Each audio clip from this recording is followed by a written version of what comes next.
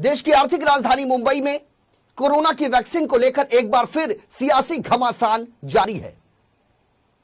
भले ही यहां संक्रमितों की संख्या कम हुई हो, लेकिन कोरोना वायरस का खतरा अभी टला नहीं है। अपनी टीवी स्क्रीन पर जो तस्वीरें आप देख रहे हैं, यह मुंबई के घाटकोपर इलाके की है।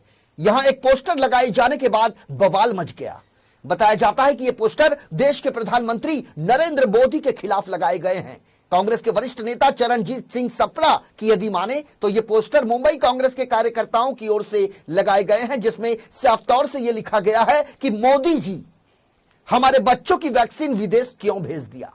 जानकारी के लिए आपको बता दें कि इसी तरह का पोस्टर कुछ दिन पहले देश की राष्ट्रीय राजधानी दिल्ली में भी लगाया गया था, जिसकी जिम्मेदारी आम आदमी पार्टी के लोगों ने ली थी।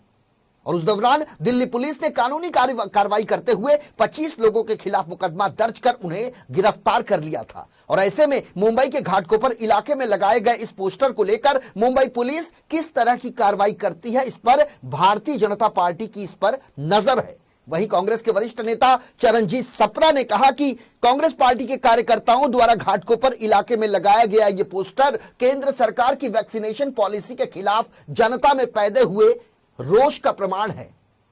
सप्रा ने कहा कि केंद्र सरकार की वैक्सीनेशन पॉलिसी पूरी तरह से फेल हो गई है। न आज 18 से 44 साल की उम्र के लोगों को वैक्सीन दी जा रही है और न ही 44 साल की उम्र के ऊपर लोगों को वैक्सीन मिल पा रही है। मुंबई कांग्रेस के कार्यकर्ताओं द्वारा लगाए हुए बैनर ये केंद्र सरकार के खिलाफ जो उनकी वैक्सीनेशन पॉलिसी है उसके खिलाफ एक बहुत ही बड़ा जनता में रोष का प्रमाण है। जिस तरह से केंद्र सरकार की वैक्सीनेशन पॉलिसी फेल और फ्लॉप हुई है, आज ना तो टीके 44 के ऊपर के उम्र के लोगों को मिल रहे हैं और ना ही 18 से 44 के बीच में जो लोग हैं।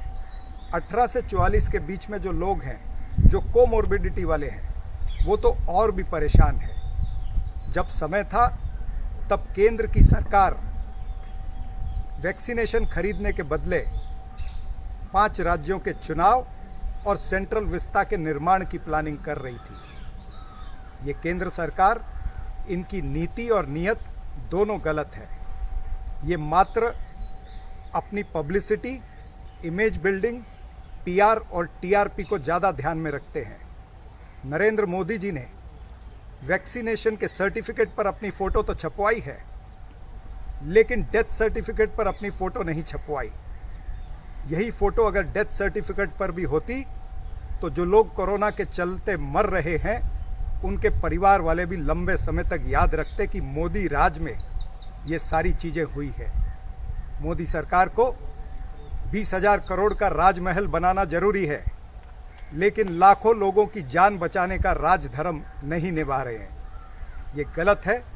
इसके खिलाफ मुंबई कांग्रेस तो मुंबई के घाटकोपर इलाके में लगाए गए देश के प्रधानमंत्री नरेंद्र मोदी के खिलाफ जो पोस्टर है, उस पर पलटवार करते हुए भारतीय जनता पार्टी के सांसद मनोज कोटक ने कहा कि एक तरफ महाराष्ट्र की महाविकास अघाड़ी सरकार में शामिल शिवसेना कहती है कि वैक्सीनेशन को लेकर किसी तरह की राजनीति ना की जाए, वहीं दूसरी ओर महाराष्ट्र की महाविकास अघाड़ी सरकार में शामिल कांग्रेस पार्टी के जो लोग हैं वो समाज को गुमराह करने का काम कर रहे हैं। इस तरह का पोस्टर लगाकर अब देखने वाली बात यह होगी कि इसमें महाराष्ट्र के मुख्यमंत्री उद्धव ठाकरे इन तमाम चीजों को लेकर किस प्रकार की कार्रवाई करते हैं।